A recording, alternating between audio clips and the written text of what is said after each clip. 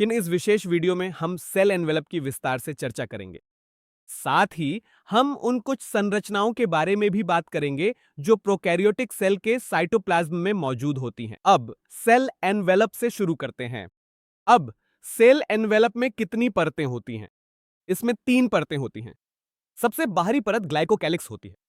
दूसरी परत यानी मध्य परत सेल वॉल होती है और सबसे भीतरी परत सेल मेम्ब्रेन होती है। सबसे पहले हम ग्लाइकोकैलिक्स के बारे में बात करेंगे। अब ग्लाइकोकैलिक्स है सबसे बाहरी परत, ये 2 प्रकार की होती है।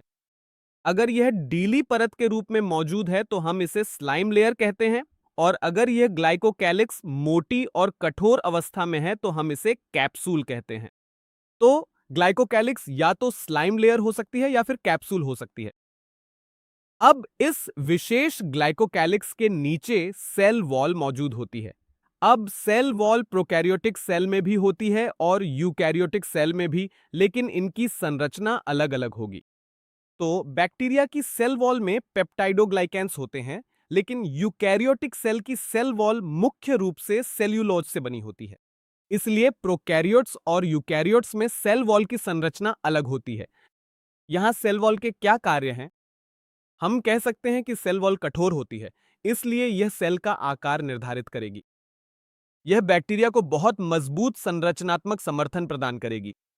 साथ ही यह बैक्टीरियल सेल्स के फटने या सिकुड़ने से भी बचाएगी। इसलिए सेल वॉल विशेष रूप से प्रोकैरियोटिक सेल के लिए बहुत महत्वपूर्ण है। अब यहां एक बात ध्यान देने योग्य है कि सभी प्रोकैरियोटिक कोशिकाओं में सेल वॉल मौजूद होती है, लेकिन इसमें एक अपवाद है। माइकोप्लाज्मा में सेल वॉल नहीं होती। अब इस सेल वॉल के नीचे सेल एनवेलप की सबसे भीतरी परत मौजूद होती है और वह है प्लाज्मा मेम्ब्रेन या सेल मेम्ब्रेन। प्लाज्मा मेम्ब्रेन या सेल मेम्ब्रेन चयनात्मक रूप से पारगम्य होती है और सेल मेम्ब्रेन यूकैरियोटिक सेल के समान ही होगी। तो सेल वॉल अलग थी, लेकिन सेल मेम्ब्रेन हमेशा समान होती है। तो यही वह चीज है जो बैक्टीरिया के सेल एनवेलप को बनाती है।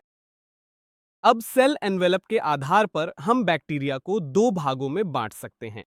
बैक्टीरिया का पहला भाग ग्राम पॉजिटिव बैक्टीरिया के नाम से जाना जाता है और दूसरा भाग ग्राम नेगेटिव बैक्टीरिया के नाम से जाना जाता है। इन दोनों में क्या अंतर है? अंतर सेल एनवेलप की संरचना में होता है। और हम क्या करते हैं, हम बैक्टीरिया को एक रंग से रंगते हैं जिसे ग्राम स्टेन कहा जाता है। ग्राम स्टेन एक वैज्ञानिक क्रिश्चियन ग्राम द्वारा विकसित किया गया था। तो वे बैक्टीरिया जो इस विशेष ग्राम स्टेन को अपना लेते हैं उन्हें ग्राम पॉजिटिव बैक्टीरिया कहा जाता है, और वे बैक्टीरिया जो इस रंग को नहीं अपनाते उन्हें ग्राम नेगेटिव बैक्टीरिया कहा जाता है। तो इसी तरह हम बैक्टीरिया के 2 समूहों तक पहुंचते हैं, यानी ग्राम पॉजिटिव और ग्राम नेगेटिव। सेल एनवेलप पूरा करने के बाद हम साइटोप्लाज्म पर आते हैं। यहां हम साइटोप्लाज्म के 3 बिंदुओं के बारे में बात करेंगे।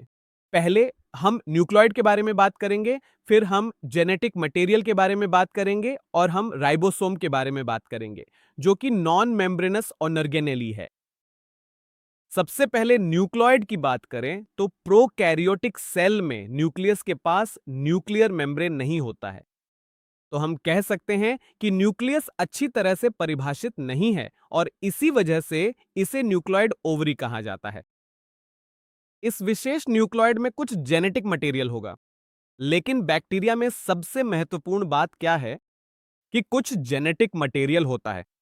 यह जेनेटिक मटेरियल इस न्यूक्लियोइड के अंदर मौजूद होता है और इस जेनेटिक मटेरियल को जीनोमिक डीएनए कहा जाता है, लेकिन ऐसा जेनेटिक मटेरियल भी होगा जो न्यूक्लियोइड के बाहर भी मौजूद रहेगा। तो पहले मामले में हम इसे जीनोमिक डीएनए कहते हैं और दूसरे मामले में हम इसे एक्स्ट्रा क्रोमोसोमल डीएनए कहते हैं। अब अगर हम जीनोमिक डीएनए की बात करें जो न्यूक्लियोइड में मौजूद होता है, तो यह नग्न होता है और यह एकल क्रोमोसोम होगा। तो जीनोमिक डीएनए की संरचना कैसी होगी? यह डबल स्ट्रैंडेड डीएनए होगा, इस तरह से। तो इसमें 2 स्ट्रैंड्स होंगे, लेकिन केवल एक ही क्रोमोसोम मौजूद होगा और वह वृत्ताकार सर्कुलर होगा।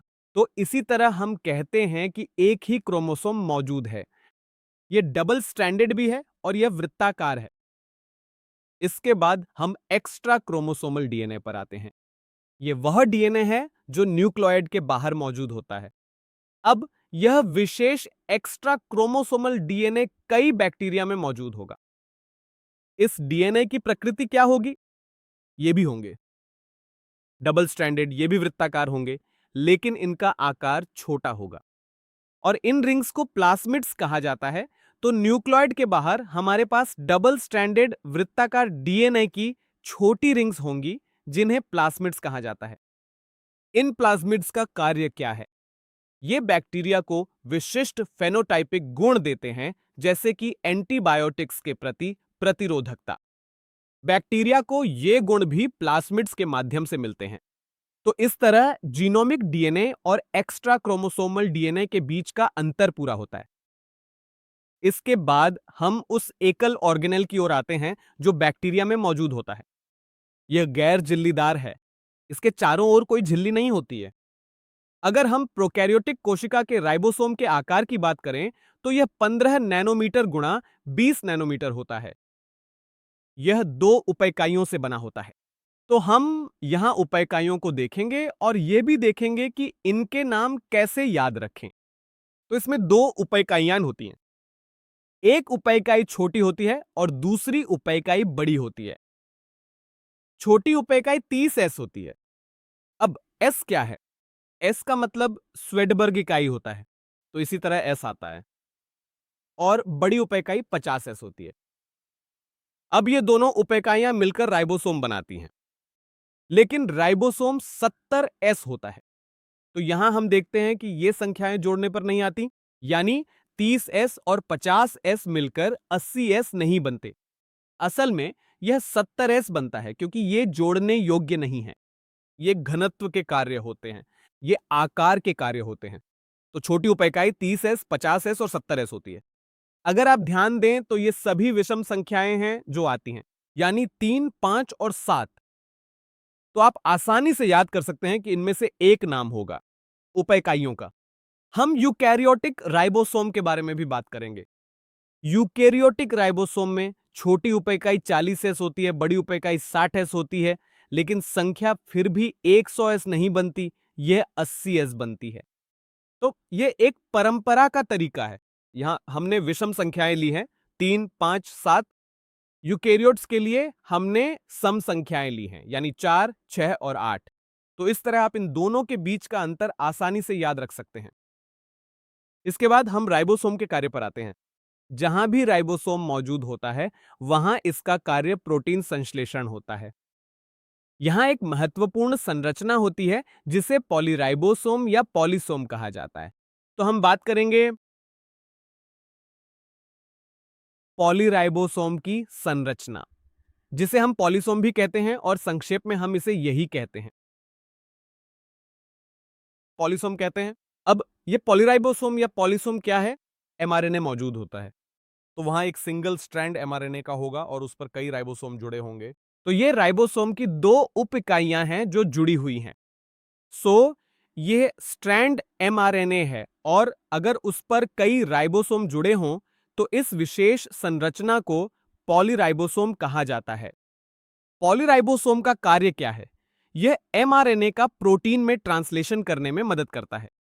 तो यह विशेष विवरण राइबोसोम का है।